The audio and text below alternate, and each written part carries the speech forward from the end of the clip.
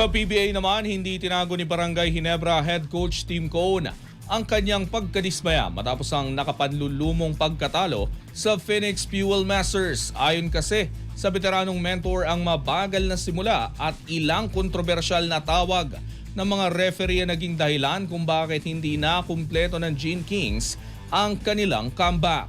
Ang ibang detalye alamin sa aking pag-abante. Nabigo ang Barangay Ginebra na makabawi mula sa 17-point deficit matapos kapusin sa Phoenix Fuel Masters 81-78 sa kanilang unang laro sa PBA Season 50 Governors Cup.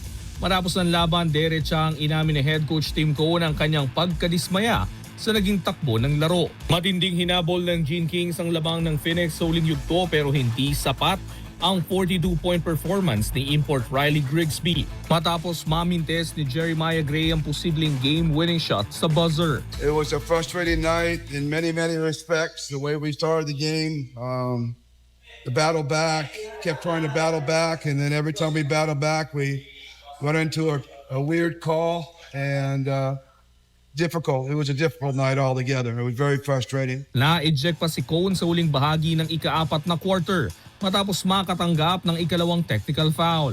Gayunman, nilinaw ng multi-title coach na hindi lang ang officiating ang dahilan ng pagkatalo. Spilled out on the referees, but bottom line is we didn't play well. Ipinaliwanag din ni Cone na hindi pa ganap na nakakapag-adjust sina RJ Barrientos at Troy Rosario matapos makabalik sa koponan at makapag-ensayo lamang ng 3 beses bago ang opener. You know, RJ and Troy only had 3 practices with us before we played tonight. I came back with only 3 practices.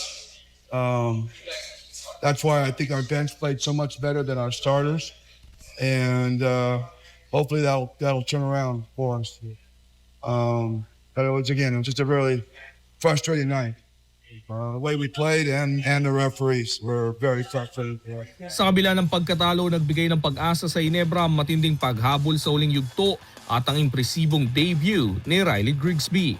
Pero para kay Team Cone, kailangang maiwan agad ang frustration at maayos sa mabagal na simula kung nais ng Gene Kings na makabawi sa susunod nilang mga laro sa Governors Cup. Ako si Sus Valdez, Abante. Manatiling nakatutok sa Abante, sundan kami sa aming mga social media accounts at huwag kalimutang mag-subscribe sa aming YouTube channel, DWAR Abante Radio, para sa mga eksklusibong balita.